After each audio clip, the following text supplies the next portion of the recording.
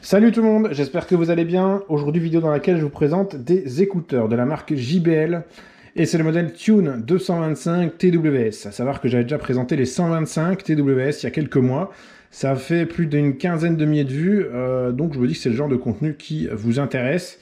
Et pour rappel, c'était ce modèle-ci. Donc c'est les 125 TWS. Je vous invite à aller voir les liens en description pour retrouver la présentation de ce produit.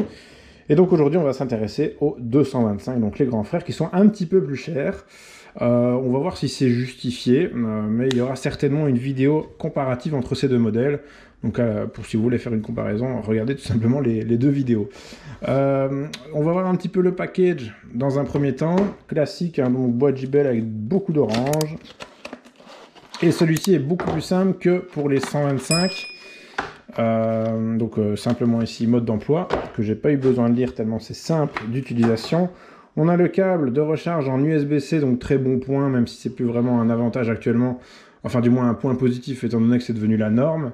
Voilà, donc c'est le top à ce niveau-là. Package très simple, peu de choses, et on se retrouve donc directement avec le boîtier qui existe à ma connaissance en 7 couleurs, 6 ou 7 couleurs, donc il y a du bleu, comme vous le voyez là, du rouge, du rose, du blanc, du noir transparent et du rouge transparent, me semble-t-il. Alors, ce boîtier sert aussi de chargeur, donc vous avez une autonomie de 25 heures avec ce boîtier. Et un écouteur, quand vous le sortez en dehors du boîtier, il a 5 heures d'autonomie. Donc vous le mettez là-dedans, ça se met en charge, donc vous avez 5 recharges d'écouteurs, tout simplement. Donc 5 x 5, 25 heures au total d'autonomie grâce au boîtier, qu'on recharge donc avec le câble USB-C, donc que j'ai pas utilisé moi puisqu'on en a déjà une blinde à la maison. Alors, le fonctionnement est très simple. Vous avez une petite LED ici. En principe, il y en a 3, donc ça veut dire que le boîtier est chargé à 100%. Dans ce cas-ci, il reste un tiers d'autonomie. C'est un produit qu'on utilise plusieurs fois par jour, hein, notamment ma compagne qui les aime beaucoup. Il se connecte en Bluetooth sur votre support, donc votre smartphone, votre tablette. Et dès que vous le sortez, vous l'appareillez la première fois avec votre tablette ou votre smartphone. Et à l'avenir, dans le futur, quand vous le sortez, il va s'appareiller de manière automatique. J'ai énormément de commentaires par rapport à l'appareillage sur les 125. Je ne comprends pas pourquoi les gens se prennent à ce point la tête. Mais bon, bref, je l'expliquerai plus tard dans la vidéo. Alors, chaque écouteur dispose d'un bouton. Il me semble que le gauche, c'est pour faire play et pause, pour décrocher et raccrocher. Et celui de droite, c'est pour passer à la musique suivante. C'est peut-être l'inverse. Vu que je ne les ai pas sur les oreilles, là, c'est un peu compliqué. C'est toujours à l'usage que ça se fait de manière, on va dire, automatique maintenant. Mais il me semble qu'ici, c'est le play, pause à gauche. Donc, comme je le disais, ou décrocher et raccrocher. Forcément, vous pouvez utiliser un seul écouteur. Donc, vous le mettez dans votre oreille. Il sera seul à fonctionner. Donc, il sera en mono. Et vous aurez tout le son dans l'oreille gauche, dans ce cas-ci. Et puis, si en cours d'appel ou en cours de musique, vous décidez de passer en stéréo, c'est pas un souci. Vous sortez le droit, vous le mettez dans votre oreille. Et le son va passer, va switcher en stéréo. C'est vraiment très, très simple. Alors, ce produit coûte entre 50 et 100 euros, ça varie assez bien. Donc, je vous mets tous les liens en description pour les retrouver au meilleur prix. Dans ce cas-ci, celui-ci, je pense que je l'ai eu à un bon prix, donc une soixantaine d'euros. Ça valait vraiment le coup, donc je vous mets tous les liens en description pour peut-être avoir ce produit au meilleur prix en tout cas. Comme je le disais, l'appareillage est extrêmement simple. Vous allez dans vos options Bluetooth, tout simplement. Dans mon cas, j'ai déjà plusieurs éléments JBL. J'ai les 125, j'ai les 225, j'ai aussi l'enceinte que j'avais présentée. Et l'appareillage est très simple. Vous le sortez, vous le mettez dans votre oreille, tout simplement. Vous cliquez éventuellement sur 225, mais parfois vous avez une notif. Voilà, ils viennent de se connecter automatiquement, j'ai rien fait du tout.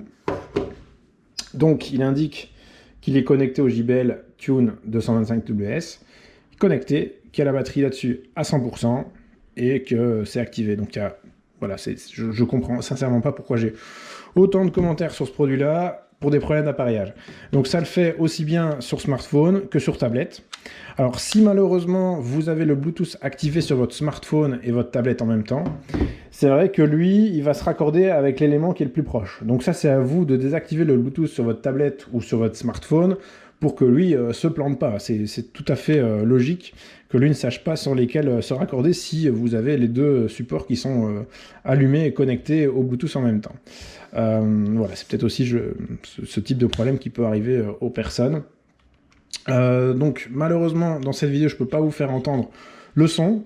Il est très très bon. Je pense qu'il y a eu une collaboration avec Harman pour le son, donc on a un super bon son, puis c'est JBL, hein, la renommée n'est plus à faire. On a un très bon son sur ces écouteurs, autant dans le cadre d'appel, dans le cadre d'écoute de musique. Alors il y a des gens aussi qui me demandent si le son est décalé entre l'image et la musique, mais non, voilà, il y a plein de questions qui viennent, mais voilà, sachez que le son est bien synchro avec l'image, il n'y a aucun souci à ce niveau-là. Maintenant, si vous les utilisez avec un PC, il y a peut-être du lag, etc. Mais en principe, avec un smartphone, une tablette, il n'y a pas de raison à ce qu'il y ait ce genre de problème. Est-ce que je dois dire autre chose par rapport à ce produit ? Je ne pense pas, si ce n'est que l'utilisation est vraiment intuitive, qu'ils sont extrêmement légers, ça c'est peut-être un désavantage aussi. Je pense qu'ils pèsent moins de 20 grammes pièces et ils se font vraiment rapidement oublier au bout de quelques minutes sur l'oreille. Ma compagne qui les utilise plusieurs fois par jour, aussi bien pour écouter de la musique que pour passer des appels, a parfois un petit stress en se demandant, mince, est-ce que je l'ai laissé tomber, est-ce qu'il est bien dans mon oreille? Donc ça fout parfois un petit coup de stress. Mais voilà, c'est vraiment le seul désavantage, c'est qu'ils sont légers, mais qui est un avantage aussi, qu'ils se font facilement oublier. D'ailleurs, ceux-ci sont relativement plats, contrairement aux 125 qui sont plus gros.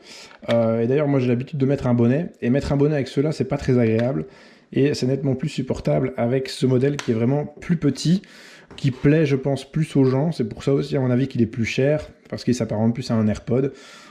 Mais donc ce produit, vous le retrouvez entre 50 et une centaine d'euros. Ça dépend un petit peu de la couleur que vous voulez, un petit peu des disponibilités en magasin. Mais je vous mets de toute façon tous les liens en description pour le retrouver au meilleur prix.